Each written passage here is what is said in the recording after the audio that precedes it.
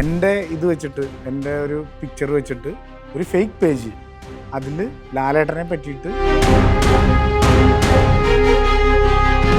അതായത് നമ്മുടെ fans club ഇത് ചെയ്തു എന്നാണ് പറയണത്. അങ്ങനെ ശരിക്കും അങ്ങനെ അവന്മാർ ചെയ്ത് കഴിഞ്ഞാൽ എല്ലാത്തിൻ്റെ കാര്യം ഞാൻ നെല്ലുപിടിക്കും. അഹങ്കാരം ഇവരങ്ങനെ പറഞ്ഞോ എന്നുള്ള രീതിയിലേക്ക് ഒരു അങ്ങനെ ഒരു ഇത് വരുമ്പോൾ നോർമൽ ഓഡിയൻസ് അങ്ങനെ ആയിരിക്കും ചിന്തിക്കുക. തലയ്ക്ക് ബോധമില്ലാത്ത ആരോ ചെയ്യണത്. കാരണം എന്തിനാണ് ഇങ്ങനെയൊക്കെ ചെയ്യുന്നത്? നമ്മളിത് ചെയ്തിട്ടില്ല. അപ്പോൾ ഞാൻ പറഞ്ഞു പോസ്റ്റ് ഇടാൻ പറഞ്ഞു, പോസ്റ്റ് ഇട്ടു. റിയൽ ആയിട്ടുള്ള കാര്യങ്ങളും ഓക്കെ. ഇപ്പോൾ റിവ്യൂവേഴ്സ് റിവ്യൂ പറയട്ടെ.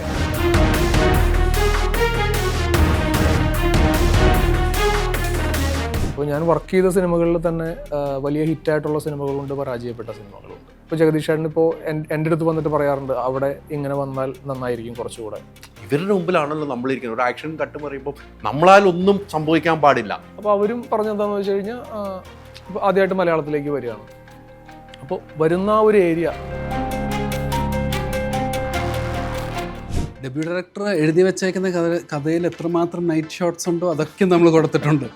എന്താണ് നിങ്ങൾ വേണമെന്ന് വെച്ചാൽ ഷെരീഫ് കൃത്യമായിട്ട് തരും. വെളുപ്പിന് 2:30 ആണെങ്കിലും 5:30 ആണെങ്കിലും അവരൊരു കമ്പിളി പുതപ്പൊക്കെ പുതച്ച് ആ വെതറിൽ അവിടെ നമുക്ക് വേണ്ടിയിട്ട് അവരത്രയും എഫോർട്ട് ഇടാണ് ആ സിനിമയ്ക്ക് വേണ്ടി. ഇപ്പോൾ ഒരു സീൻ തന്നെ പല ചിലപ്പോൾ ആ സീൻ പാട്ടായിട്ട് പാടുന്നില്ലേ അവിടെ വന്നിട്ട് പാട്ടൊക്കെ എവിടെ കേട്ടിട്ടുണ്ടല്ലോ ഡയലോഗൊക്കെ. 2 ആനകളുണ്ടായിരുന്നു, പെപ്സി ഉണ്ട്, കൊക്കക്കോള ഉണ്ട്. അതെ, ആന്റണി ആനയുടെ മുകളിലേക്ക് കയറുന്നൊരു സീക്വൻസ് തന്നെയുണ്ട്. അപ്പോൾ ആദ്യം ആനയായിട്ട് ആന്റണി ഫ്രണ്ട്ലി ആകാന്നുള്ളൊരു പ്രോസസ്സ് ഉണ്ട്. ഈ പറഞ്ഞ ആനയുടെ ഒരു ടൈമിംഗ് ഉണ്ടല്ലോ, ആ ടൈമിലായിരിക്കും നമ്മൾ റെഡി ആയിരിക്കണം.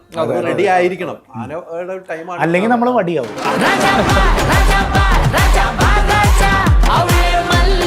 ഫൈറ്റ് സീക്വൻസ് വരുമ്പോൾ ആന്റണിക്ക് ഒരു വേറൊരു എനർജി. ഫസ്റ്റ് ഇതിൽ തന്നെ മാസ്റ്റർ ഓക്കെ നീ ആന്റണി ചെയ്താൽ മതി എന്നുള്ളൊരു ഇതിലേക്ക് വന്നു. തെറ്റിക്കായിരുന്നു.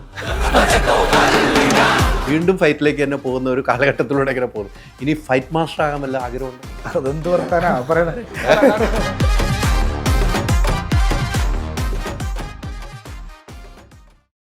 നമസ്കാരം. ഞാൻ ഇന്നലെ ഒരു സിനിമ കണ്ടു, കാട്ടാളൻ.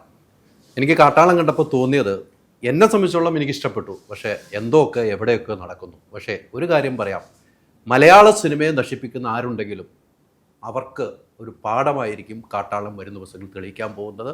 അത് ഇതിനു മുമ്പും തെളിയിച്ചിട്ടുണ്ട്, അതുണ്ടാകും. ഇന്ന് ആ സന്തോഷം പങ്കുവയ്ക്കാൻ 3 അതിഥികൾ എൻ്റെ കൂടെ. 3 പേർക്ക് സ്വാഗതം. Thank you. നമുക്ക് ഈ ഡയറക്ടിംഗ് നിന്ന് തുടങ്ങിയാലോ? തുടങ്ങാം അല്ലേ? കുറുമ്പുള്ള ആനയും കുറുമ്പുള്ള കുറേ ആർട്ടിസ്റ്റുകളും. ആരായിരുന്നു ഏറ്റവും കുറുമ്പ്? ആന തന്നെയായിരുന്നു. അത് എനിക്ക് ഇഷ്ടം. അത് പെപ്പ പറഞ്ഞ ആനയെന്ന് പറയാൻ ഞാനെല്ലാം കുറുമ്പെന്ന്. ഡയറക്ടറാണ് കുറുമ്പൻ. അത് പറയാതിരിക്കും ആനയെന്ന് പറഞ്ഞത്. പക്ഷെ സിനിമ നമുക്ക്, ഞാൻ ഒറ്റ കാര്യം പെപ്പ, ഞാൻ സത്യസന്ധ വരാം, താങ്കൾ ഈ സിനിമയ്ക്ക് വേണ്ടി എടുത്തിരിക്കുന്ന ആ പരിശ്രമം ബിഗ് സല്യൂട്ട് കേട്ടോ. താങ്ക് യു ചേട്ടാ, താങ്ക് യു. ഞാൻ സിനിമ കണ്ടുകൊണ്ടാണ് പറഞ്ഞത്. ആർക്കും ഒന്നും പറയാൻ പറ്റില്ല. സിനിമയാണ് നമ്മളെല്ലാവരും എല്ലാം തികഞ്ഞവരല്ല. അതെ, ഒരിക്കലുമല്ല. എവിടെയെങ്കിലും ആർക്കെങ്കിലും എന്തെങ്കിലും പോളിച്ചുണ്ടാകും. അതേ നമ്മൾ കാണുന്നുള്ളൂ. അത് തന്നെ എനിക്ക് പറയാനുള്ളൂ. അത് ഞാൻ താങ്കളെയും അഭിനന്ദിക്കുന്നു. നിങ്ങൾ 3 പേരെ ഒരുമിച്ച് അഭിനന്ദിക്കുന്നു. ഞാൻ പെപ്പയുടെ ആ സാധനങ്ങൾ കുറെ കണ്ടു കഴിഞ്ഞപ്പോൾ എൻ്റെ മനസ്സിൽ എനിക്ക് അത് തോന്നിയത്, കാട്ടാളൻ എന്ന സിനിമയിലേക്ക് നമ്മൾ വരുമ്പോൾ എനിക്ക് കുറേ സീനുകൾ ഇഷ്ടമുണ്ട്. എനിക്ക് ആ സീനുകളിൽ ഏറ്റവും പ്രധാനപ്പെട്ട, ഞാൻ നേരത്തെ പെപ്പയും ഇവരും ജഗദീഷ് ചേട്ടനുള്ള കോമ്പിനേഷൻ പറയണ്ടല്ലേ, ആ സീനുകൾ ഗംഭീരമായിട്ടുണ്ട്. ആ സീനുകൾ എടുക്കുമ്പോൾ ഡയറക്ടറിൻ്റെ മനസ്സിൽ തോന്നിയ ഒരു വികാരം ഉണ്ടാവും, എന്തെങ്കിലും മോട്ടിവേഷൻ ഉണ്ടാവും. താങ്കൾക്ക് തോന്നിയ എന്തായിരുന്നു ആ സീനുകൾ എടുത്തപ്പോൾ? അല്ല, നമ്മൾ ഈ പറഞ്ഞ പോലെ നമ്മൾ സ്ക്രിപ്റ്റിങ്ങിൽ നിന്ന് ഒരു എക്സിക്യൂഷനിലേക്ക് വരുമ്പോൾ ഈ പറയുന്ന പോലെ നമ്മൾ മനസ്സിൽ കണ്ട ചില ഇമോഷൻസും അവരുടെ ക്യാരക്ടർ ഡിസൈൻസും എല്ലാം. അപ്പോൾ നമ്മളത് ഷൂട്ട് ചെയ്യുമ്പോൾ ചിലപ്പോൾ ഇപ്പോൾ ജഗദീഷ് ചേട്ടനും ഇവരുടെ ഒരു കോമ്പോ ചിലപ്പോൾ നമ്മൾ മനസ്സിൽ കണ്ടതിനേക്കാൾ മുകളിൽ, ഒരു പടി മുകളിൽ അവർ നമ്മൾക്ക് അതിൻ്റെ ഒരു റിസൾട്ട് തരുമ്പോൾ നമുക്ക് കിട്ടുന്നൊരു സാറ്റിസ്ഫാക്ഷനുണ്ട്. അപ്പോൾ അത് ഈ പറയുന്ന പോലെ ആസ് എ ന്യൂ കമർ എനിക്കതെല്ലാം പുതിയ എക്സ്പീരിയൻസസ് ആണ്. അപ്പോൾ അത് വലിയൊരു അനുഭവമായിരുന്നു. ഓരോ സീൻ കഴിയുമ്പോൾ ജഗദീഷോടായിട്ട് സംസാരിക്കുമല്ലോ. തീർച്ചയായിട്ടും. ആ സംസാരിക്കുന്ന ആ സിറ്റുവേഷൻ എന്തായിരുന്നു ഒന്ന് ഓർത്തെടുക്കാം? അത് എന്താണെന്ന് വെച്ചാൽ, ഇപ്പോൾ ജഗദീഷ് ചേട്ടൻ അത്രയും എക്സ്പീരിയൻസ് ഉള്ളൊരു വ്യക്തിയാണ്. അപ്പോൾ ഇപ്പോൾ നമ്മൾ ചിലപ്പോൾ 3 or 4 ടേക്കൊക്കെ പോകും ഒരു സീൻ. അപ്പോൾ നമ്മൾ ഫസ്റ്റ് ഒന്നെടുത്തു, അപ്പോൾ അതിൽ ചെറിയ കറക്ഷൻസ് ഉണ്ടാവും. അപ്പോൾ ഇപ്പോൾ ചിലപ്പോൾ ജഗദീഷ് ചേട്ടൻ്റെ ഡയലോഗ് വേരിയേഷൻ ആയിരിക്കും, അല്ലെങ്കിൽ പെപ്പയുടെ ഡയലോഗിൽ എന്തെങ്കിലും കാര്യങ്ങളായിരിക്കാം. അപ്പോൾ ജഗദീഷ് ചേട്ടൻ ഇപ്പോൾ എൻ്റെ അടുത്ത് വന്നിട്ട് പറയാറുണ്ട്, അവിടെ ഇങ്ങനെ വന്നാൽ നന്നായിരിക്കും കുറച്ചുകൂടെ. അപ്പോൾ നമുക്ക് അത് അക്സെപ്റ്റബിൾ ആണ്. കാരണം അദ്ദേഹത്തിൻ്റെ അത്രയും വലിയൊരു എക്സ്പീരിയൻസിൽ നിന്ന് അദ്ദേഹം അത് പറയുമ്പോൾ നമുക്കത് പലപ്പോഴും ശരിയായിട്ട് തോന്നാറുണ്ട്. ഇപ്പോൾ ജഗദീഷ് ചേട്ടൻ ചിലപ്പോൾ പെപ്പയുടെ അടുത്ത് ചെന്നിട്ട് പറയാറുണ്ട്, പെപ്പ അതിങ്ങനെ ആണെങ്കിൽ നന്നായിരിക്കും. അതുപോലെ ഇപ്പോൾ പെപ്പ ആക്ഷൻ ചെയ്യുന്ന സീക്വൻസസ് ജഗദീഷ് ചേട്ടൻ, ഇപ്പോൾ ആൻസൺ ചേട്ടനും പെപ്പയും ജഗദീഷ് ചേട്ടനും ഒരുമിച്ച് വരുന്ന ആക്ഷൻ സീക്വൻസസ് ഉണ്ടായിട്ടുണ്ട്. അപ്പോൾ അതിൽ ജഗദീഷ് ചേട്ടൻ്റെ ആ ഒരു പ്രായവും കാര്യങ്ങളും വെച്ചിട്ട് ജഗദീഷ് ചേട്ടൻ വളരെയധികം സ്ട്രഗിൾ ചെയ്തിട്ടുണ്ട്. അപ്പോൾ നമ്മൾ ഓരോ ഷൂട്ടും കഴിയുമ്പോഴും ജഗദീഷ് ചേട്ടൻ്റെ അടുത്ത് ചെന്നിട്ട് നമ്മൾ ചോദിക്കും ജഗദീഷ് ചേട്ടൻ ഓക്കെ ആണോ. അപ്പോൾ പുള്ളി നമ്മുടെ അടുത്ത് പറയും എൻ്റെ പ്രായവും കാര്യങ്ങളും നിങ്ങൾ അദ്ദേഹത്തിന് അത് അക്സെപ്റ്റ് ചെയ്യാനുള്ളൊരു ബുദ്ധിമുട്ടുണ്ട്. പക്ഷെ ഈ പറയുന്ന പോലെ അത്രയും സ്ട്രഗിൾ ചെയ്ത് ജഗദീഷ് ചേട്ടൻ നമ്മളോടൊപ്പം സഞ്ചരിച്ചിട്ടുണ്ട്. ഓരോ സിനിമയ്ക്കും ഓരോ തയ്യാറെടുപ്പല്ല. ഇപ്പോൾ താങ്കളെ സംബന്ധിച്ചും ആദ്യത്തെ ഒരു സിനിമ താങ്കൾ എത്ര കാലത്തെ സ്വപ്നമായിരിക്കുന്നതോ ആ സ്വപ്നമാണ് ഇപ്പം സ്ക്രീനിലെത്തിയിരിക്കുന്നത്. ആ സമയത്ത് പല രീതിക്ക് കമൻറ്റുകളും വരുന്നുണ്ട്. താങ്കളെ മാനസികമായിട്ട് തകർത്തിട്ടുണ്ടോ? ഇല്ല, കാരണം നമ്മൾ ഒരു സിനിമ ചെയ്യാൻ ഇറങ്ങുമ്പോൾ ഇപ്പോൾ ഞാൻ കുറേ അധികം സിനിമകളിൽ അസിസ്റ്റന്റ് ഡയറക്ടറായിട്ട് പ്രവർത്തിച്ചൊരു വ്യക്തിയാണ്. അപ്പോൾ ഞാൻ വർക്ക് ചെയ്ത സിനിമകളിൽ തന്നെ വലിയ ഹിറ്റായിട്ടുള്ള സിനിമകളുണ്ട്, പരാജയപ്പെട്ട സിനിമകളുണ്ട്. അപ്പോൾ നമ്മളിപ്പോഴും അപ്പോൾ ആ ഒരു യാത്രയിൽ തന്നെ പല രീതിയിലുള്ള ക്രിറ്റിസിസങ്ങൾ നമ്മൾ അഭിമുഖീകരിച്ചിട്ടുണ്ട്. അപ്പോൾ ഞാനൊരു സിനിമ എടുക്കാൻ വരുമ്പോൾ ഞാൻ അതിന് പ്രിപ്പയർഡ് ആയിട്ട് തന്നെയായിരിക്കണം ഞാൻ മുന്നോട്ട് വരേണ്ടത്. അപ്പോൾ ജെനുവിൻ ആയിട്ടുള്ള വാല്യുബിൾ ആയിട്ടുള്ള ആ ക്രിറ്റിസിസത്തിന് ഞാൻ ഓൾവേസ് വെൽക്കം ചെയ്യുന്നു. കാരണം നമ്മൾ അതിൽ നിന്ന് പാഠം ഉൾക്കൊണ്ട് അതിനെ തിരുത്തി മുന്നോട്ട് പോകാന്നുള്ളത് തന്നെയാണ് ഒരു ഫിലിം മേക്കർ എന്ന രീതിയിൽ എനിക്ക് തോന്നിയിട്ടുള്ളത്. അത് വലിയൊരു മറുപടിയാണ് കേട്ടോ. അപ്പോൾ ഈ ആനയുമായിട്ടുള്ള എന്താണ് ഈ കാണിച്ചത്? ഞാനൊക്കെ ആന CG എന്നൊക്കെ ഓർത്തിരുന്നത്, പക്ഷെ ഒറിജിനൽ ആനയും പെപ്പയായിട്ടുള്ളൊരു. പക്ഷെ നമ്മളത് ഇരിക്കുമ്പോൾ ചെയ്തിട്ടുണ്ടല്ലോ അജയചാന്ദ്രത്തില്, അതും ഒറിജിനൽ. പക്ഷെ അത് ഒറിജിനൽ, പക്ഷെ അതുപോലെയല്ല ഇത്. അത് രണ്ട് വ്യത്യാസം ഉണ്ടെന്നുള്ളതാണ് ഇതിനകത്ത് പറഞ്ഞത്. പക്ഷെ ഇതിൽ ആനയായിട്ട് ഭയങ്കര അടുപ്പം, 2 സിനിമയിൽ വന്നപ്പോൾ ആനയായിട്ട് അടുപ്പമായി. ഇപ്പോൾ ഒരു ആനപ്പാപ്പാനൊക്കെ ആക്കാൻ ഏറ്റവും അടുത്ത ആൾ പപ്പയാന്ന് ഞാൻ പറയുന്നുണ്ട്. ആ രണ്ടും കൂടെ ചേർത്ത് ഞാൻ വായിക്കുവാണെങ്കിൽ. പക്ഷേ ഇതിലൊരു തയ്യാറെടുപ്പുണ്ടായിരുന്നു. ഈ സിനിമ അങ്ങനെയല്ല. ഈ സിനിമ ശരിക്കും ഈ ഷോൾഡറിൽ വെച്ചിരിക്കുകയാണ്, ഡയറക്ടർ വെച്ചിരിക്കുകയാണ്, പ്രൊഡ്യൂസർ വെച്ചിരിക്കുകയാണ്. ഇതിൻ്റെ ഒരു തയ്യാറെടുപ്പ് എങ്ങനെയായിരുന്നു? നമ്മൾ ഫിസിക്കലി മെൻ്റലി നല്ല പ്രിപ്പറേഷൻ വേണ്ടി വന്നു. കാരണം ഞാൻ കുറേ നാൾ വർക്കൗട്ട് പരിപാടികൾ, അതിൻ്റെ ഇടയിൽ എനിക്ക് ഷോൾഡറിന് ഇഞ്ചുറി വന്നു. അതിൻ്റെ ഇടയിൽ അത് കഴിഞ്ഞിട്ട് പിന്നെ നമ്മൾ തായ്ലൻഡിൽ മറ്റേ ഈ ആനയായിട്ടുള്ള സീക്വൻസുകൾ ചെയ്യാനായിട്ട് നമ്മൾ തായ്ലൻഡിലാണ് പോയത്. അവിടെ എനിക്ക് തോന്നുന്നു മൊത്തം ഒരു 8 ദിവസത്തെ ഷൂട്ടുണ്ടായിരുന്നു. എനിക്കൊക്കെ ഒരു 4 ദിവസത്തെ ഷൂട്ടുണ്ടായിരുന്നു. ഈ ഷൂട്ടിൻ്റെ ഇടയിൽ നമ്മളൊരു വള്ളീമ പിടിച്ചിട്ട് ഇങ്ങനെ മരത്തിലേക്ക് ഇങ്ങനെ ഓടി പോയിട്ട് കാല് കുത്തിയിട്ട് തിരിച്ചിങ്ങനെ വന്നെ. ഇത് ശരിക്കും നമ്മൾ ഷൂട്ട് ചെയ്യണത് തായ്ലൻഡിൻ്റെ മ്യാൻമറിൻ്റെ ഒക്കെ ബോർഡറിലാണ്, കാഞ്ചനാപുരി എന്ന് പറഞ്ഞ സ്ഥലത്ത്. അത് ഹിസ്റ്റോറിക്കലി ഭയങ്കര പ്രാധാന്യമുള്ളൊരു സ്ഥലമാണ്. പണ്ടത്തെ വേൾഡ് വാറുമായിട്ട് ബന്ധപ്പെട്ട് ജാപ്പനീസ് സൈന്യം ബ്രിട്ടീഷ് പട്ടാളക്കാരെയൊക്കെ തടങ്കലിലാക്കിയിരുന്ന് അവരെ കൊണ്ട് ഒരു പാലമൊക്കെ പണിയിപ്പിച്ച ഒരു ഭയങ്കര ഇതായിട്ടുള്ള സ്ഥലമാണ്. ഫുള്ള് കാടും നദിയും അങ്ങനത്തെ ഭയങ്കര രസമുള്ള സ്ഥലത്താണ് നമ്മൾ ഷൂട്ട് കിടന്നത്. അപ്പം അന്ന് ഈ വള്ളിയുമ്മ പോയി തിരിച്ചിങ്ങനെ വന്ന വഴിയിട്ട് ഇത് പോയിട്ട് ഒരു കമ്പുമ്മ ചെന്ന് ഇടിച്ചു, മരത്തിൻ്റെ തന്നെ കമ്പുമ്മ ചെന്നിട്ട് ഷോൾഡറിൽ നിന്ന് ഇടിച്ച്. അത് പിന്നെ കുറേ ദിവസത്തേക്ക് എനിക്ക് ബ്രേക്ക് കിട്ടി. അതും ഈ പടം എന്ന് പറഞ്ഞു കഴിഞ്ഞാൽ ഫിസിക്കലി മെൻ്റലി കുറേ അത് കഴിഞ്ഞപ്പോൾ ആക്സിഡൻറ്റ്, എൻ്റെ കാർ ഇടിച്ച് ഫുൾ ടോട്ടൽ ലോസായി, കാറ് പോയി. അപ്പം അങ്ങനെ കുറേ ഫിസിക്കലി മെൻ്റലി സ്ട്രഗിൾ ചെയ്ത് നമ്മൾ എന്നാൽ ഇഷ്ടത്തോടുകൂടി കാലാവസ്ഥയുടെ പിന്നെ പറയണ്ട, മഴ തണുപ്പ് എല്ലാം ഓരോരോ സിനിമകൾക്കും അതിൻ്റെതായിട്ടുള്ളൊരു ഉണ്ടാവൂല. പക്ഷെ ഇത് കുറച്ച് കൂടുതലായിരുന്നു. കുറേ ദിവസങ്ങളും ഷൂട്ട്, അതാണ് ഷൂട്ട് നീണ്ടു പോകാനുള്ള കാരണം അത് തന്നെയാണല്ലോ. ഈ പറഞ്ഞ ജഗദീഷേട്ടൻ്റെ കാര്യം പറഞ്ഞപ്പോൾ നിങ്ങൾ 3 പേരുള്ള സിനിമ എനിക്ക് ഭയങ്കര ഇഷ്ടപ്പെട്ടാട്ടോ. ജഗദീഷേട്ടൻ നമ്മൾ പല രീതിക്ക് കണ്ടിട്ടുണ്ട്. ജഗദീഷേട്ടൻ ഒരു സംഭവം തന്നെ പുള്ളി ഒറ്റയ്ക്ക് നിന്നിട്ട് പല രീതിയിലൊക്കെ അഭിനയിക്കും. ഇപ്പൊ ഒരു സീൻ തന്നെ പല രീതി, ചിലപ്പോൾ ആ സീൻ പാട്ടായിട്ട് പാടും പുള്ളി. എവിടെ പാട്ടൊക്കെ എവിടെ കേട്ടിട്ടുണ്ടല്ലോ ഡയലോഗൊക്കെ നോക്കുമ്പോൾ ആ സീനിലെ ഡയലോഗ് പാട്ടായിട്ട് പാടി പുള്ളി അങ്ങനെ അഭിനയിച്ച്, അങ്ങനെ അത് കഴിഞ്ഞിട്ട് വേറെ രീതിയിൽ അഭിനയിക്കും, ചിലപ്പോൾ സൗണ്ട് മാറ്റി അഭിനയിക്കും. അങ്ങനെ ഭയങ്കര രസമായിരുന്നു. ഭയങ്കര എന്താ പറയാ, ഭയങ്കര സ്നേഹവും എനർജി, നമ്മളെക്കാൾ കൂടുതൽ എനർജി. ആളവിടെ നിൽക്കുന്നവരെ എന്റർടൈൻ കൂടി ചെയ്യും. നമുക്കും അതിനൊപ്പം നിൽക്കുവാണല്ലോ നമ്മള്. ജഗദീഷേട്ടൻ ഇങ്ങനെയൊക്കെ ഒരു പിന്നോട്ട് പോകാതെ നമ്മൾ അതിന്റെ മുന്നോട്ടാണല്ലോ നമ്മള്. ശരിക്കും ഭയങ്കര എന്താ പറയാ, ഭയങ്കര ഫണ്ണായിരുന്നു പുള്ളിയോട്. എന്നാൽ നമുക്ക് ഭയങ്കര സെക്യൂർഡ് ആയിട്ട് ഇത്ര എക്സ്പീരിയൻസ്ഡ് ആയിട്ടുള്ള ഒരു ആളാണല്ലോ. അപ്പൊ നമുക്ക് കുറെ കാര്യങ്ങൾ പറഞ്ഞു തരും. ഇപ്പൊ നമ്മൾ എന്തെങ്കിലും മണ്ടത്തരോ തെറ്റോ കാണിക്കുന്നുണ്ടെങ്കിൽ പുള്ളി പറഞ്ഞു തരും. അത് ഇങ്ങനെയല്ല, ഇങ്ങനെ പിടിച്ചു കഴിഞ്ഞാൽ നല്ല രസമായിരിക്കും എന്നൊക്കെ പറഞ്ഞു. അതൊക്കെ എനിക്ക് എന്നെ സംബന്ധിച്ച് വലിയൊരു കാര്യമാണ്. പിന്നെ തീർച്ചയായിട്ടും ജഗദീഷ് ചേട്ടനൊക്കെ എത്ര വർഷത്തെ നമ്മളൊക്കെ സിനിമ കണ്ടു കാണുന്ന കാലം തൊട്ട് ജഗദീഷ് ചേട്ടൻ്റെ സിനിമ കണ്ടു പോയേക്കണം. ഏതൊക്കെ സീനുകൾ കയറി ചെയ്തിരിക്കുന്നു, ഡിഫറെന്റ് വേരിയേഷൻസ് ഓഫ് ഇമോഷൻസ്. അതെ, എല്ലാം ഒന്നുമുണ്ട്. ഇപ്പം വന്ന ചില അച്ഛൻ റോളുകളൊക്കെ ചെയ്തു തന്നെ ജഗദീഷ് ചേട്ടനെ കാണുമ്പോൾ അതിൽ നിന്ന് മാറി വേറൊരു സീനിലേക്ക് വരുന്നു. അത് അത്രമൊരു നടൻ വേറെ ഇല്ല എന്ന് നമുക്ക് പറയാൻ പറ്റും, അഭിമാനത്തോട് പറയാൻ പറ്റുന്ന ഒരു നടനാണ് ജഗദീഷ്. ഒരു മാറ്റവും ഇല്ല. അൻസൻ, ഈ കഥ കേട്ട് കഴിഞ്ഞപ്പം ഇങ്ങനെയാണ് സിനിമ. കാട്ടിലുണ്ട്, ആനയുണ്ട്, പപ്പയുണ്ട്, പപ്പ ഇടിക്കുന്നുണ്ട്, ഇടിക്കാൻ കൂടണം, വെട്ടിവെക്കാൻ കൂടണം. എന്താണ് തോന്നിയത്? നല്ലൊരു സിനിമയുടെ ഒരു നല്ലൊരു ഭാഗമായിട്ട് നല്ലൊരു സോഫ്റ്റ് നേച്ചറുള്ളൊരു ക്യാരക്ടറാണ് ഇതിനകത്ത്. ഞാൻ സ്റ്റാൻലി എന്ന് പറഞ്ഞൊരു ക്യാരക്ടർ വളരെ സോഫ്റ്റ് നേച്ചറായിട്ടുള്ളൊരു ക്യാരക്ടറാണ്. ജഗദീഷേട്ടൻ്റെ കൂടെയാണ് ഞാനുള്ളത്. ഫുൾ ട്രാവൽ ചെയ്യുന്ന മൊത്തം ജഗദീഷേട്ടൻ്റെ കൂടെയാണ്. അപ്പം അങ്ങനെ കാട്ടിലുള്ള ഒരു അടിമത്തം, ഒരു മുതലാളിയുടെ അടിമത്തമുള്ള ഒരു അടിമകളായിട്ടുള്ള ഒരു ക്യാരക്ടറാണ്. അപ്പം അങ്ങനത്തെ ഒരു ക്യാരക്ടർ ചെയ്യാൻ പറ്റിയൊരു ഒരുപാട് സന്തോഷം. അത് എക്സ്പ്ലോർ ചെയ്യാൻ പറ്റിയൊരു ഒരുപാട് സന്തോഷമുള്ള. ആരാണ് ആദ്യം വിളിക്കുന്നത് ഈ സിനിമയിലേക്ക്?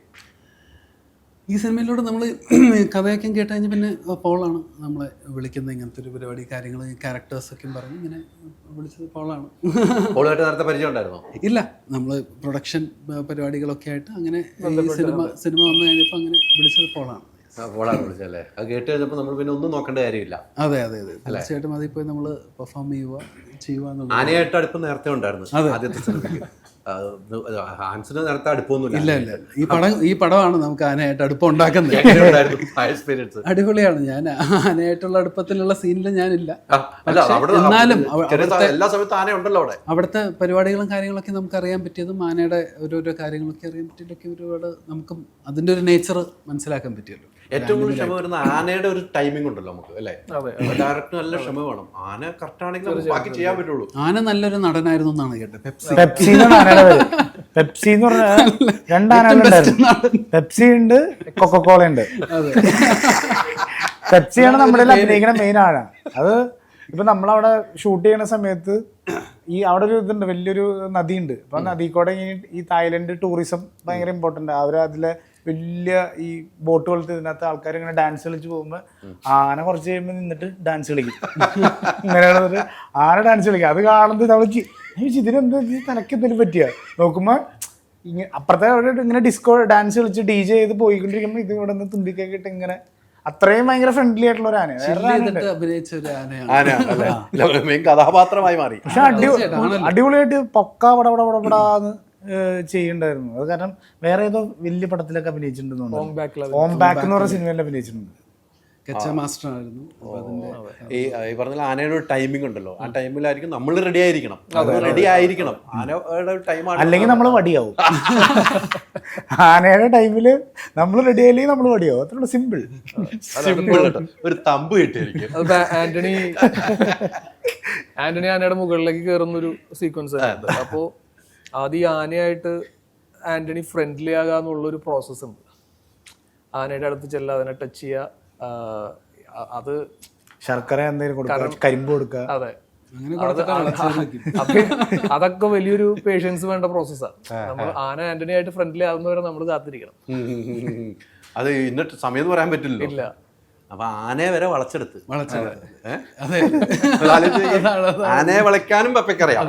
അതാണ്. അല്ലെങ്കിൽ ആന എന്നെ വളച്ചൊടിച്ച കൗണ്ടർ ഇതില് കൊറേ ക്യാപ്ഷൻ കിട്ടുന്നുണ്ടോ എനിക്ക്. ആനയെ വരെ വളച്ച് ഇതില് നമുക്ക് മറ്റു ആർട്ടിസ്റ്റുകളെ പറയണല്ലോ, അല്ലേ? നമ്മൾ എവിടെ നിന്നൊക്കെ ആർട്ടിസ്റ്റുകൾ ഇറക്കിയതല്ലേ? വില്ലനാണെങ്കിലും ലോകേഷേട്ടനാണെങ്കിലും എന്താണ് അവരെയൊക്കെ വെച്ചൊന്ന് ആദ്യ സിനിമ താങ്കൾക്ക് ചെയ്യാൻ പറ്റുന്ന ഒരു ഭാഗ്യവാനാണ് താങ്കൾ. അവരൊക്കെ ആയിട്ടുള്ള എങ്ങനെയായിരുന്നു നോർമയിൽ വരുവാണെങ്കിൽ? അല്ല, അതൊരു വലിയ ഭാഗ്യമാണ്. ഇപ്പോൾ സുനിൽ സാറിനെ പോലൊരു ആക്ടർ, ഇപ്പോൾ കബീർ സിംഗ്, അതുപോലെ പാർത്ഥിവാരി കില്ലിൽ നല്ല പെർഫോമൻസ് കാഴ്ചവെച്ചാണ് അദ്ദേഹം. പിന്നെ രാജ് തിരണ്ടിസു പുഷ്പയിലുണ്ടായിരുന്നത്, അതുപോലെ ഈ പറയുന്ന പോലെ നമ്മുടെ ക്യാമിയോ. അപ്പോൾ കാരണം അത്രയും വലിയ ആളുകളെ നമ്മുടെ കയ്യിലേക്ക് കിട്ടുകയാണ്. നമ്മുടെ ഒരു എന്താ പറയുക, ആദ്യമായിട്ട് സംവിധാനം ചെയ്യുകയാണ്. പക്ഷേ അവരിൽ നിന്നൊക്കെ എനിക്ക് വലിയൊരു സപ്പോർട്ട് കിട്ടി. ഇപ്പോൾ സുനിൽ സാർ ആയിക്കോട്ടെ, കബീർ സിംഗ് ആയിക്കോട്ടെ, അവരാ ഒരു എന്താ പറയുക, ഒരു പുതിയ ഡയറക്ടറാണ് എന്നുള്ളൊരു ഇതെനിക്ക് എപ്പോഴും ഒരു കൺസിഡറേഷൻ എനിക്ക് എപ്പോഴും തന്നിട്ടുണ്ട്. അപ്പോൾ നമ്മൾ എന്ത് കാര്യം, ഇപ്പോൾ ഒരു ഷോട്ടും കൂടി വേണം എന്ന് നമ്മൾ ആവശ്യപ്പെടുമ്പോൾ അവർ ഒരു പ്രശ്നങ്ങളും കൂടാതെ അവർ അവരുടെ മാക്സിമം എഫേർട്ട് അതിലേക്ക് ഇട്ടിട്ടുണ്ട്. ഈ പറയുന്ന പോലെ നമ്മൾ നേരത്തെ പറഞ്ഞൊരു വെതർ കണ്ടീഷൻ, അവിടുത്തെ ജോഗ്രഫി പ്രശ്നങ്ങൾ കാരണം നമ്മൾ ഷൂട്ട് ചെയ്ത മെയിൻ സ്ഥലം എന്ന് പറയുന്നത് നമുക്ക് നോർമലി ഒരു എന്താ പറയുക ഒരു വാഹനമാർഗം എത്തിച്ചേരാൻ പറ്റില്ല.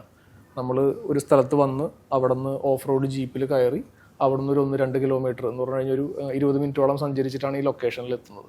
പിന്നെ ലേറ്റ് നൈറ്റ് ഷൂട്ട്സ്, നമുക്ക് കൂടുതലും നൈറ്റ് ഷൂട്ട്സ് ഉണ്ടായിരുന്നു. അപ്പോൾ സുനിൽ സാറാണെങ്കിലും ജഗദീഷ് ചേട്ടനാണെങ്കിലും ആൻസൺ ചേട്ടൻ എല്ലാവരും അവിടെ ഉണ്ട്. അപ്പോൾ ഇപ്പോൾ സുനിൽ സാറിനെയും ജഗദീഷ് ചേട്ടനെയൊക്കെ നമ്മൾ നോക്കുമ്പോൾ അവരുടെ പ്രായം കാര്യങ്ങൾ, പക്ഷേ ഈ പറയുന്ന പോലെ ക്യാരവാൻ അവിടേക്ക് എത്തില്ല, ക്യാരവാനിൽ പോകാൻ പറ്റില്ല.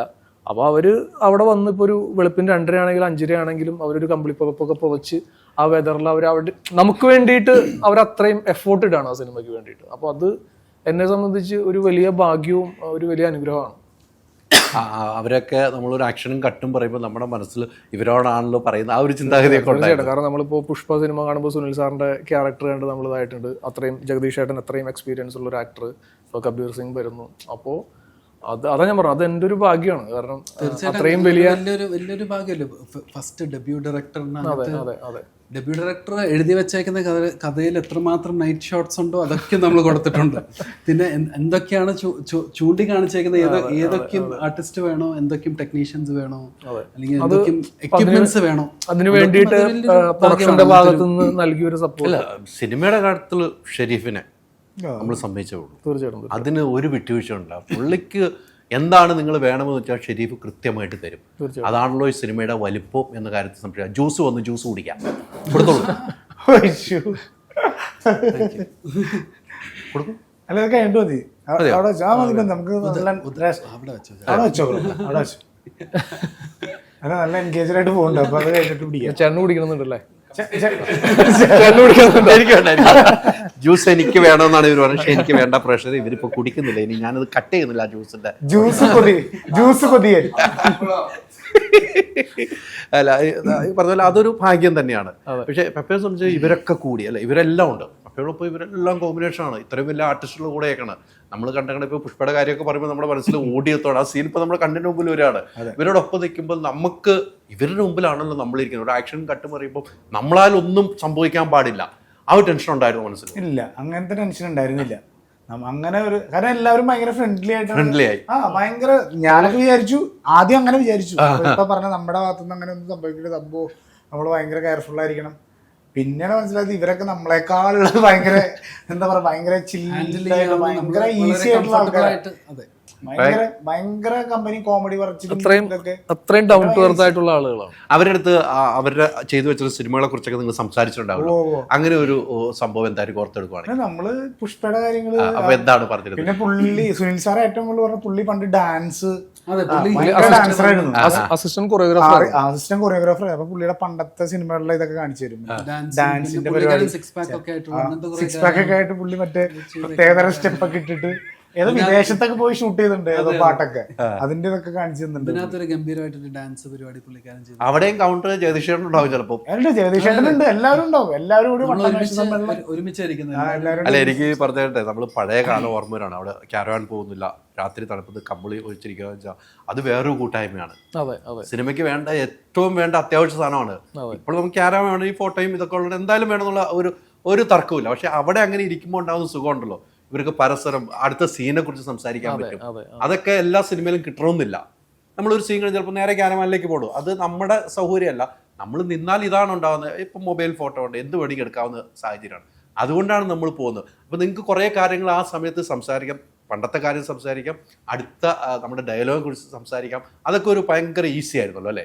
അതെ, ഭയങ്കര ഒരു വട്ടമേശ സമ്മേളനം ഒരുമിച്ച് കുറേ കാര്യങ്ങൾ ഡിസ്കസ് ചെയ്തത് എങ്ങനെ ബെറ്റർമെന്റ് ആക്കാം. പിന്നെ പുള്ളിക്ക് ലാംഗ്വേജ് അങ്ങനെ ഇവിടെ മലയാളത്തിൽ സുനിൽ സാറിന് ലാംഗ്വേജ് അറിയത്തില്ല. പക്ഷെ അതൊക്കെ നമ്മളിപ്പോൾ സംസാരിച്ച് എങ്ങനെയാണ് അത് പറയാ, അതെങ്ങനെ ഡെലിവർ ചെയ്യുന്ന കാര്യങ്ങളൊക്കെ ഏറ്റവും കൂടുതൽ പറഞ്ഞ് മനസ്സിലാക്കിയ ആൻസർ ആണോ? ഇവിടെ ഇരുന്ന് വലിയ ഡയലോഗ് അടിക്കണമല്ലോ, അവിടെ ഇല്ല. പറഞ്ഞു വന്നപ്പോൾ എല്ലാം നിങ്ങളൊക്കെ പറഞ്ഞ് മനസ്സിലാക്കി കൊടുത്ത് ആൻസൺ ഭായി അങ്ങനെ ആരുടെയും കാര്യത്തിൽ ആവശ്യമില്ലാണ്ട് ഇടപെടില്ല. പുള്ളി അവിടെ വന്നിട്ട് ചിരിച്ച് അവിടെ അങ്ങനെ നിക്കോളൂ. പിന്നെ നമ്മൾ ഇവിടുന്ന് സംസാരിച്ച് കുറച്ച് കഴിയുമ്പോഴേക്കും ചാർജ് ആവുള്ളൂ. പുള്ളി അങ്ങനെ അധികം അങ്ങനെ നൈസ് ക്യാരക്ടർ അത്. ഞങ്ങൾ തമ്മിൽ ഇങ്ങനെ ബ്ലാ ബ്ലാ ബ്ലാ ബ്ലാ അതെ, നമ്മൾ സംസാരിക്കും, ഒരുപാട് കാര്യങ്ങൾ സംസാരിക്കുമല്ലോ അല്ലേ. ഒത്തിരി കാര്യങ്ങൾ സംസാരിക്കും. അല്ല ജാഗ്രത ഇനിയിപ്പോ എല്ലാം പറഞ്ഞു ഡയറക്ടറേയും ചുറ്റിച്ചോന്നിരിക്കും. അതെല്ലാം പറഞ്ഞ കുറുമ്പുള്ള ഡയറക്ടർ, കുറുമ്പുള്ള ഡയറക്ടർ ആനക്കല്ല, കുറുമ്പ് ഇവിടെയാണ്. നമ്മൾ നായികയെ കുറിച്ച് പറയാതിരിക്കാൻ പറ്റില്ല അല്ലേ. ഇതിനകത്ത് പെർഫോമൻസ് കാണുമ്പോൾ നമുക്കറിയാം ഇങ്ങനെ ആകണം ഒരു നായിക. തീർച്ചയായിട്ടും അത്രമാത്രം ഈ സിനിമയ്ക്ക് വേണ്ടി കഷ്ടപ്പെട്ടിട്ടുണ്ട്. പെപ്പയൊക്കെ കഷ്ടപ്പെടുമല്ലോ, കഷ്ടപ്പെട്ട ഒരു നായികയാണ്. ഈ നായികയിലേക്ക് എത്താനുള്ള കാരണം എന്താണ്? ഇപ്പോൾ എന്ന് പറഞ്ഞു കഴിഞ്ഞാൽ നമ്മളിപ്പോൾ ആദ്യം തുഷാരയിലേക്ക് ചെല്ലുമ്പോൾ നമ്മൾ തുഷാരയുടെ അടുത്ത് ആദ്യം ഒരു ജാമ്യം എടുത്തിരുന്നു. കാരണം ഇത് അത്ര ഒരു വലിയ ക്യാരക്ടർ ഒന്നുമല്ല. കാരണം ഇപ്പോൾ തുഷാര എന്ന് പറയുമ്പോൾ അവിടെ രജനീകാന്തിൻ്റെ കൂടെ വിക്രം, വീരധീര സൂരൻ, അതുപോലെ അവിടുത്തെ ഓൾമോസ്റ്റ് വലിയ ആർട്ടിസ്റ്റുകളുടെ കൂടെ അഭിനയിച്ച് വന്നൊരു ലൈനപ്പ് തുഷാരയ്ക്ക് ഉണ്ട്. അപ്പോൾ നമ്മൾ തുഷാരയുടെ അടുത്ത് കഥ പറയുമ്പോൾ നമ്മൾ പറയുന്നത് ഒരു ചെറിയ ക്യാരക്ടറാണ്. ആദ്യം തന്നെ നമ്മൾ ആ ജാമ്യം എടുത്തു, ഒരു ചെറിയ ക്യാരക്ടറാണ്. ജാമ്യം എടുക്കേണ്ടി വരും, ഇടയ്ക്കിടയ്ക്ക് എടുക്കാറുണ്ട്. ഇതായിരിക്കും ജാമ്യം എടുക്കേണ്ട വരും. റെഡിയാക്കി വെച്ചോ, 2 കരമടച്ച രസീതും അത് ഇവർ അതുകൊണ്ട് രണ്ടുപേരും നടുക്കിലെടുത്തേക്കുന്നു. അപ്പോൾ ഒരു ചെറിയ ക്യാരക്ടറാണ്, പക്ഷെ അത് വരുന്ന സമയത്ത് ഒരു ഇമ്പാക്റ്റ് ഉണ്ടാവും എന്ന് പറഞ്ഞിട്ട് നമ്മൾ അവരുടെ ഒരു ക്യാരക്ടർ ഗെറ്റപ്പ് കാര്യങ്ങൾ അതിൻ്റെ റെഫറൻസസ് ഒക്കെ കാണിച്ചു കൊടുക്കും.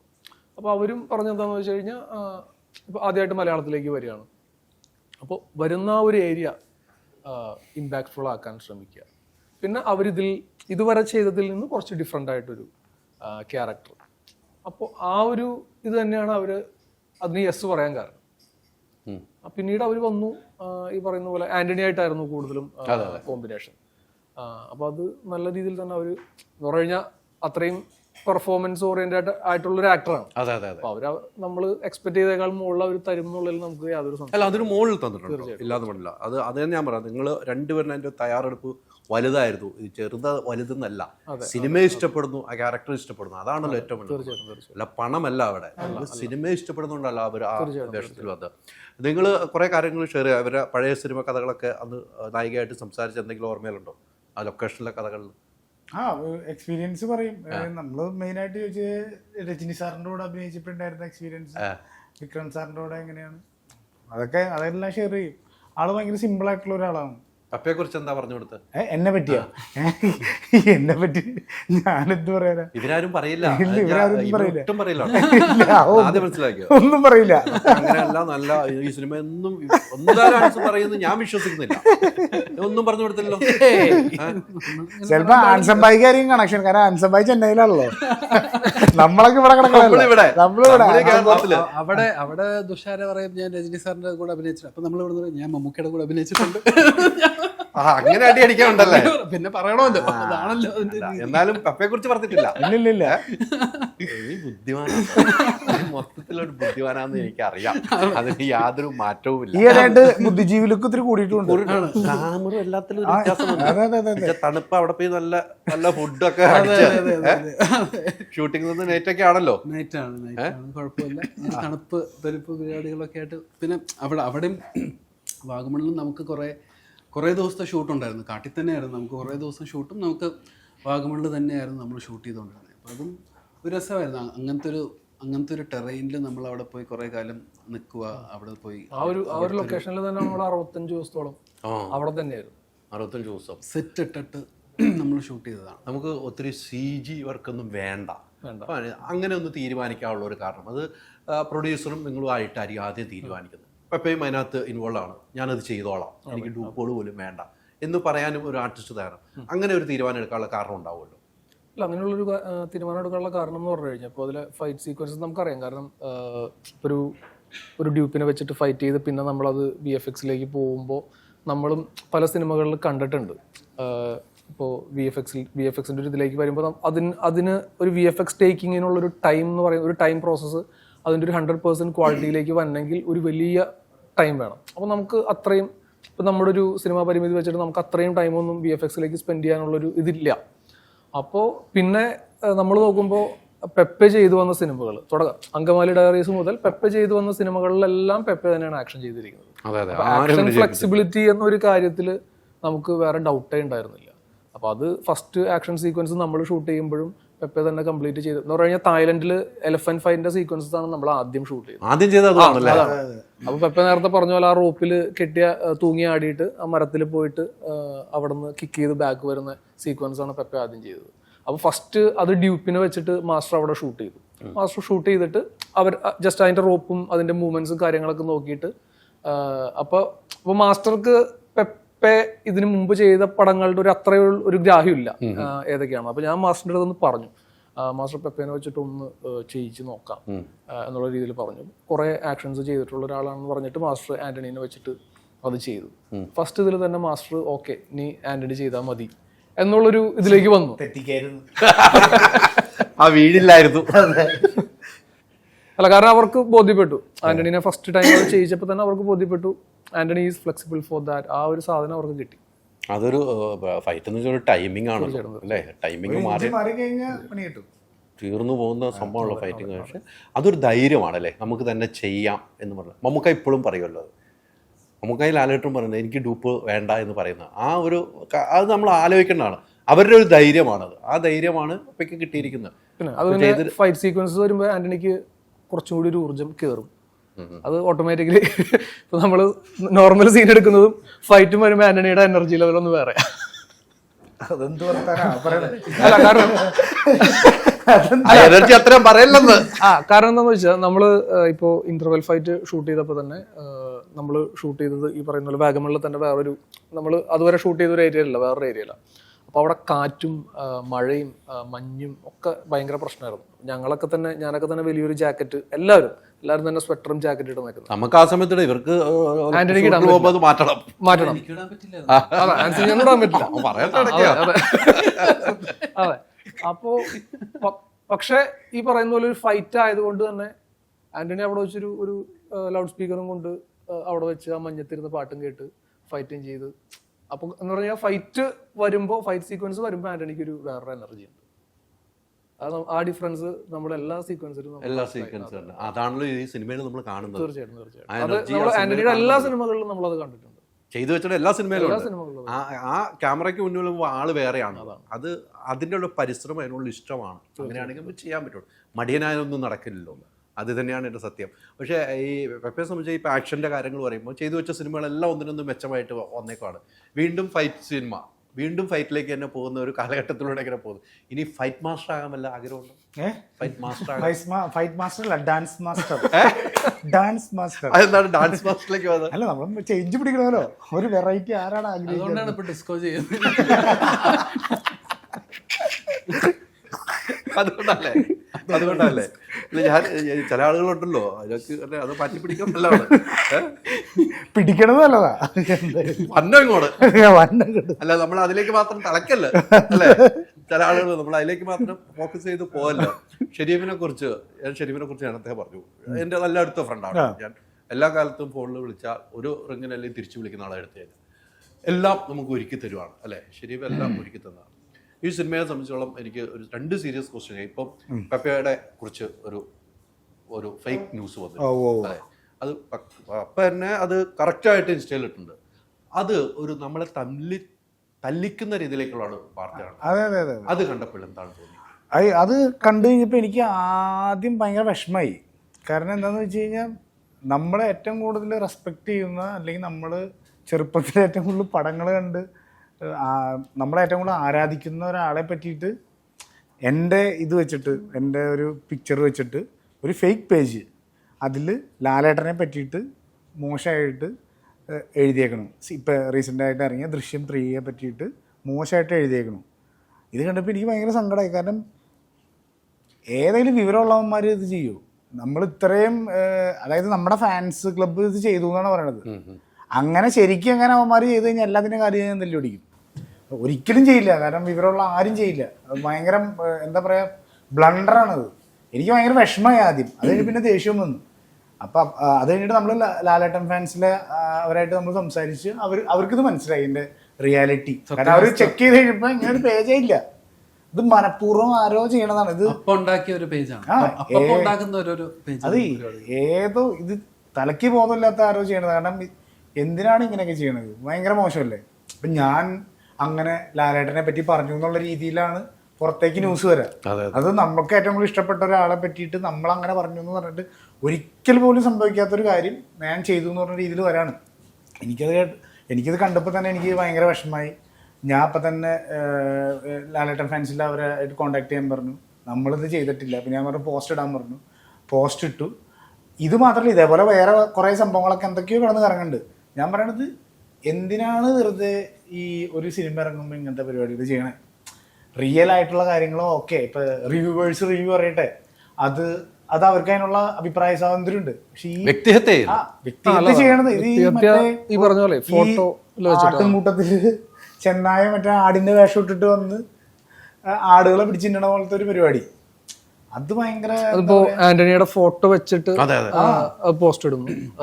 ദൃശ്യം 3 റിലീസ് ഉള്ള സമയത്ത് നമ്മൾ പടം പോലും ആ സമയത്ത് റിലീസ് ചെയ്തില്ല. നമ്മൾ കാട്ടലിന്റെ ഡേറ്റ് ആക്ച്വലി അതിന് മുമ്പായിരുന്നു. നമ്മൾ ദൃശ്യം 3 റിലീസിന്റെ ഡേറ്റ് നമുക്ക് മനസ്സിലായപ്പോൾ അത് കഴിഞ്ഞിട്ടാണ് നമ്മൾ റിലീസ് ചെയ്തത്. അപ്പം അങ്ങനെ ഒരു ഇൻഡസ്ട്രിയിൽ നമ്മൾ എല്ലാ സിനിമകളും വിജയിക്കാൻ വേണ്ടിയിട്ടാണ് ഇത് പ്രൊഡക്ഷൻ ഹൗസിൽ നിന്ന് ഷെറീഫിക്കാണെങ്കിലും ക്യൂബ്സ് എൻ്റർടൈൻമെൻറ്റ്സിൻ്റെ അവിടെ നിന്ന് അങ്ങനെയാണ് നമ്മൾ പ്ലാൻ ചെയ്തിട്ട് അങ്ങനെയാണ് നമ്മൾ ചെയ്യുന്ന ഓരോ കാര്യങ്ങളും. പക്ഷേ ഇതിനകത്ത് ഇങ്ങനെ അങ്ങോട്ടും ഇങ്ങോട്ടും നമ്മൾ തന്നെ അങ്ങോട്ടും ഇങ്ങോട്ടും കൊണ്ട് തമ്മിൽ തല്ലിക്കുന്ന രീതിയിലേക്ക്, അതായത് നമ്മുടെ സിനിമയ്ക്കെതിരെ അപ്പൊ ആൾക്കാർ തിരിയൂലോ. ഇപ്പൊ ലാലേട്ടൻ ഫാൻസ് മാത്രമല്ല, കോമൺ ഓഡിയൻസ് വരെയാണെങ്കിൽ തിരിയാം. കാരണം ഇവരങ്ങനെ പറഞ്ഞു, അഹങ്കാരം ഇവരങ്ങനെ പറഞ്ഞോ എന്നുള്ള രീതിയിലേക്ക് ഒരു അങ്ങനെ ഒരു വരുമ്പോൾ നോർമൽ ഓഡിയൻസ് അങ്ങനെ ആയിരിക്കും ചിന്തിക്കുക. അല്ല, നമുക്ക് കാരണം നമ്മുടെ സിനിമയുടെ ഇനിഷ്യൽ സമയത്ത് ഇപ്പോൾ നമ്മുടെ റിലീസിനോടനുബന്ധിച്ചൊക്കെ നമുക്ക് മോഹൻലാൽ ഫാൻസിൽ നിന്നും മമ്മൂട്ടി ഫാൻസിൽ നിന്നും ഒക്കെ വലിയ സപ്പോർട്ട് കിട്ടിയ ആളുകളാണ് നമ്മൾ. കാരണം അവരുടെ ഒക്കെ പിന്തുണ നമുക്കുണ്ട്. അവരുടെയൊക്കെ അനുഗ്രഹത്തോടെയാണ് നമ്മളും സിനിമകൾ ചെയ്യുന്നത്. നമ്മളൊക്കെയും ചെയ്യുന്നതൊക്കെയും ലാലേട്ടൻ്റെയും മമ്മൂക്കയുടെ ഒക്കെ അനുഗ്രഹത്തോടെയാണ് അവരുടെയൊക്കെയും, അല്ലേ? അവരൊക്കെ നമ്മളെ അനുഗ്രഹിച്ച് കാര്യങ്ങളൊക്കെ ചെയ്ത് അവരുടെയൊക്കെ ബ്ലെസ്സിങ്സോടെയാണ് നമ്മൾ പടം ചെയ്യുന്നത്. എനിക്കിപ്പോഴും മനസ്സിലായത് എന്തിനാണ് ഇങ്ങനെ ചെയ്യണേന്ന്. അതിലും ഏതാ സ്ട്രെയിറ്റ് ആയിട്ട് വന്ന് പറഞ്ഞൂടെ, സ്ട്രെയിറ്റ് ആയിട്ട് വന്ന് കാര്യങ്ങൾ പറഞ്ഞൂടെ, ഒറിജിനൽ പ്രൊഫൈലിൽ നിന്ന് ചെയ്തൂടെ, എടാ ഞാനാ ചെയ്യണേ എന്ന് പറഞ്ഞിട്ട് ചെയ്തൂടെ. ഈ ഒളിഞ്ഞിരുന്ന പരിപാടി ചെയ്യണേ എന്തിനാ? അത് ഭയങ്കര മോശമല്ലേ? ഒരു കാലത്തും അങ്ങനെ കുറെ എണ്ണം ഉണ്ട് ഇവിടെ. അത് ഏത് സിനിമയ്ക്കാണെങ്കിലും മോശമാണ്. അത് നമ്മുടെ സിനിമ ഇൻഡസ്ട്രിക്ക് തന്നെ മോശമാണ്. ഇപ്പൊ ഈ നമ്മളിപ്പോ പറഞ്ഞ പോലെ ഇതിന്റെ കഷ്ടപ്പാടുകൾ ഇതൊന്നും അവർക്ക് അറിയേണ്ട കാര്യമില്ല. പടം കാണുന്നവർക്ക് അറിയേണ്ട കാര്യം. പക്ഷെ അവര് റിവ്യൂ ചെയ്തോട്ടെ, നോ പ്രോബ്ലം. റിവ്യൂ ചെയ്യണത് അവരുടെ അഭിപ്രായ സ്വാതന്ത്ര്യം കുറിച്ചൊക്കെ പറഞ്ഞേക്കണ ഒരു റിവ്യൂ പറഞ്ഞ ഞാൻ കേട്ടു. അല്ല, ഞാൻ അവനൊന്ന് സിനിമ എടുത്ത് കാണിച്ചാൽ കൊള്ളാടാ കുഞ്ഞു മോനെ, മുഹമ്മദ് ഷെരീഫ് തന്നെ പൈസ മുടക്കും, നീ ഒന്ന് ഡയറക്റ്റ് ചെയ്ത് കാണിക്കും പറയും. അല്ല, ഞാൻ പറയുന്നത് ഒരു വ്യക്തിഹത്യ നടത്തുമ്പോഴാണ് പ്രശ്നം. കാരണം റിവ്യൂ പറഞ്ഞോളൂ, ഒരു കുഴപ്പമില്ല, നമ്മളത് അക്സെപ്റ്റ് ചെയ്യാൻ റെഡിയാണ്. കാരണം അതിലെ തെറ്റ് കുറവുകൾ മനസ്സിലാക്കിയിട്ട് നമ്മൾ മുന്നോട്ട് പോകാന്നുള്ളത് തന്നെയാണ്. പക്ഷേ നമ്മളാൽ ഒരാളെ സന്തോഷിപ്പിക്കാൻ കഴിഞ്ഞില്ലെങ്കിലും ഒരാളെ വിഷമിപ്പിക്കരുത്, അത്രേ ഉള്ളൂ. കാരണം നമുക്ക് എല്ലാവരും സന്തോഷിപ്പിക്കാൻ പറ്റില്ല. പക്ഷെ നമ്മളാൽ ഒരാൾ വിഷമിക്കാതിരിക്കുക എന്നുള്ളൊരു കാര്യം അതൊരു ബേസിക് ഇതാണ്. 100%. താങ്കളെ സംബന്ധിച്ചിടത്തോളം ഈ അങ്ങനെ ഇപ്പോൾ റിവ്യൂ ചെയ്തൊക്കെ താങ്കൾ ഇപ്പോൾ ഓപ്പണായിട്ട് പറഞ്ഞു. പക്ഷേ ഇത് ചില ആളുകളിലേക്ക് കേന്ദ്രീകരിക്കുന്നുണ്ട്, ചില ആളുകളിലേക്ക് മാത്രം കേന്ദ്രീകരിക്കുന്നു ചില റിവ്യൂവേഴ്സ് പറഞ്ഞിട്ട്. അത് അങ്ങനെ ഒറ്റ തിരിഞ്ഞുള്ള ആക്രമണം താങ്കൾ എങ്ങനെയാണ് കാണുന്നത്? അങ്ങനെ ഒറ്റ അത് മോശമാണ്. ഇപ്പം ഞാൻ ഇപ്പോൾ ആന്റണി പറഞ്ഞ പോലെ തന്നെ ഇപ്പം ആന്റണിയുടെ ഫോട്ടോ ഇട്ടുകൊണ്ട് മോഹൻലാൽ സാറിന്റെ ഒരു മൂവിക്കെതിരെ ആന്റണി പറഞ്ഞു എന്നുള്ള രീതിയിൽ ആന്റണിയുടെ ഫോട്ടോ ഇട്ടുകൊണ്ട് വരും. ഫോട്ടോ വെച്ചുകൊണ്ട് അപ്പൊ അതല്ല ഒരു ജെന്യുവിൻ ഇതെന്ന് പറയുന്നത്. കാരണം ഒരു സിനിമ വന്നു, ആ സിനിമയുടെ മോശം വശങ്ങളെയും നല്ല വശങ്ങളെയും എടുത്തു കാണിച്ചുകൊണ്ട് ക്രിട്ടിസൈസ് ചെയ്യാൻ. ഞാൻ അത് കണ്ടായിരുന്നു, ഷെരീഫിക്കയുടെ ഫോട്ടോ ഉള്ള എന്തോ അതേപോലെ എന്റെ ഫോട്ടോ വെച്ചിട്ട് വന്നിരുന്നു. അത് ആൻസംബായുടെ മാത്രം വന്നിട്ടില്ല. ആൻസർ നല്ല ഫോട്ടോ എടുത്ത് കൊടുക്കാൻ. ഇതെല്ലാം ചെയ്യണത് ആൻസംബായ ആണോ എന്നൊക്കെ ചെറിയ സ്വന്തം ഫോട്ടോ.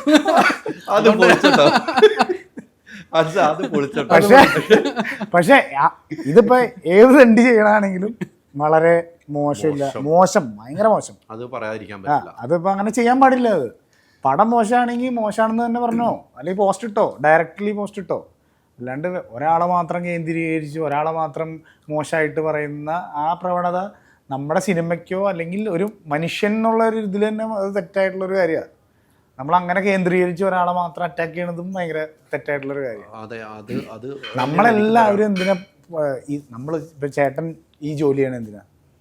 അതെ, ഇതിനോടുള്ള ഇതിനോടൊരു passion, ഒരു ഇതിനോടുള്ളതാണ്. ഞാൻ കുറച്ച് മുമ്പ് എൻ്റെ ഫ്രണ്ടിൻ്റെ അടുത്ത് പറഞ്ഞു, ഇതാണ് എൻ്റെ അന്നം എന്ന് ഞാൻ പറയുന്ന ആളാണ്.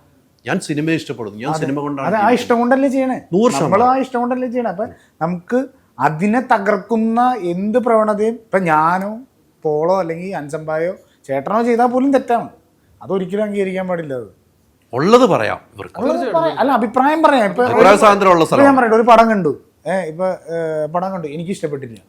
ഞാൻ സ്ട്രെയിറ്റ് ആയിട്ട് പറയാൻ എനിക്ക് ഇഷ്ടപ്പെട്ടില്ല എന്ന് പറഞ്ഞു കഴിഞ്ഞാൽ അത് നമുക്കൊന്നും പറയാനില്ല. അത് എൻ്റെ അഭിപ്രായമാണ്. നമ്മുടെ ഇന്ത്യൻ ലോ പ്രകാരം അത് പറയാം. പക്ഷേ ഈ ഒളിഞ്ഞിരുന്നിട്ട് ഉള്ള മറ്റേ പരിപാടി അത് തെറ്റാണ്. അത് എവിടെയും തെറ്റാ, ആര് ചെയ്താലും തെറ്റാന്ന് ഞാൻ പറഞ്ഞു. അത് ഈ കാര്യത്തിലൊക്കെ നമ്മുടെ പ്രൊഡ്യൂസറൊക്കെ മാത്രം വിഷമിക്കുന്നെന്ന് എനിക്കറിയാം. പക്ഷേ ഇങ്ങനെയുള്ള ഒളിച്ചിരുന്ന ആക്രമണത്തെ, അല്ലെങ്കിൽ നേരിട്ട് ഷെരീഫൊക്കെ നല്ല ചങ്കൂറ്റൊഴുന്ന് എഴുന്നേറ്റ് എന്ന് പറയുന്ന ആളാണ്. പക്ഷെ ഇങ്ങനെ അപ്പോഴും അത് വന്നാലും വേറെ രീതിക്ക് വ്യാഖ്യാനിക്കുന്ന ആളുകളും ഉണ്ട് കേട്ടോ. അങ്ങനെ വന്നാലും ഞാനിപ്പോഴും പറയാം, ആ പേര് കൊണ്ട് വരെ വ്യാഖ്യാനിക്കുന്ന ആൾക്കാരുണ്ട്. ഞാൻ ഇല്ലാന്ന് ഞാൻ പറയാം, ആ പേര് കൊണ്ട് വ്യാഖ്യാനിക്കുന്ന ആളുകൾ വന്നു. പക്ഷേ അവർക്കൊക്കെ കാലം മറുപടി പറയും എന്ന കാര്യത്തിൽ സംശയമില്ല. ആ കാലത്തിന് വേണ്ടി നമ്മൾ ഒത്തിരി വിധം ഇപ്പോൾ ഒക്കെ പണ്ടൊക്കെ ദൈവം ഒരു പിന്നെ ഇപ്പം അപ്പം കൊടുക്കുന്ന ഒരു സംഭവം നമ്മൾ നേരിട്ട് കാണുന്നുണ്ട്. അതുണ്ടാകും കാര്യത്തിൽ. അങ്ങനെ പെട്ടെന്ന് കിട്ടുമല്ലോ. നല്ലത് കിട്ടട്ടെ, നല്ലത് കിട്ടട്ടെ. പക്ഷെ പപ്പ ഇത് ചിരിച്ചോണ്ട് പറയുന്നുണ്ടെങ്കിലുണ്ടല്ലോ, ഇങ്ങനെ ഒരു കൗണ്ടർ അടിക്കുന്ന, പക്ഷേ ഉള്ളിലുള്ള വേദന കാര്യം പറഞ്ഞു. അതാണ് അതും കൂടെ ഒന്ന് എൻജോയ് ചെയ്ത് പോകുന്നത് ഞാൻ കണ്ടിട്ടുള്ളൂ കേട്ടോ. അതാണ് പറഞ്ഞതെന്ന് എനിക്ക് തോന്നുന്നു. പക്ഷെ ഞാൻ ഇപ്പോഴും പറയുന്നു, സിനിമയെ നിങ്ങൾക്ക് ഇഷ്ടപ്പെട്ടില്ലെന്ന് പറയാം. പക്ഷെ വ്യക്തിഹത്യ ചെയ്യുന്നതിനെതിരെ അന്നും ഇന്നും കോടതിയിൽ പോരാടിക്കൊണ്ടിരുന്ന വ്യക്തിയാണ് ഹൈദരലി ഒറ്റയ്ക്ക്. അത് ഇനിയും പോരാട്ടം തുടങ്ങും. എത്ര വല്ല റിവ്യൂ വന്ന് എന്നെ തെറി വിളിച്ചാലും, റിവ്യൂ ചെയ്യുന്നവർ വന്ന് തെറി വിളിച്ചാലും ആ പോരാട്ടം തുടങ്ങും. ഈ സിനിമയ്ക്കൊപ്പമാണ്, സിനിമാ മേഖലയ്ക്കൊപ്പമാണ്, സിനിമാ സംഘടനയ്ക്കൊപ്പമാണ്, സിനിമയിൽ അഭിനയിക്കുന്ന ഓരോ ആർട്ടിസ്റ്റോടൊപ്പമാണ്. അതിന് യാതൊരു മാറ്റമില്ല. കുറുമ്പന്മാരായ ആനയും കുറുമ്പന്മാരായ ആർട്ടിസ്റ്റുമായിട്ട് ഈ പടം തകർത്ത് പോട്ടെ. ഇനി അടുത്ത സിനിമയും ഇതിന് ഗംഭീരമായിട്ട് ചെയ്യാൻ നിങ്ങൾക്ക് എല്ലാവർക്കും സാധിക്കട്ടെ. സിനിമ വിജയിക്കട്ടെ. ആക്ഷൻ മാറ്റി ഡാൻസിലേക്ക് വരട്ടെ. അതിന്റെ ഭാഗമാകാൻ ആൻസറെ വിളിക്കാൻ മറക്കല്ല. ഞാൻ മറക്കരുത്. 2 സ്റ്റെപ്പ് പഠിച്ചിട്ട് പോകാൻ. ഒത്തിരി സന്തോഷം കേട്ടോ. കൂടെ ഉണ്ടാവും. Thank you.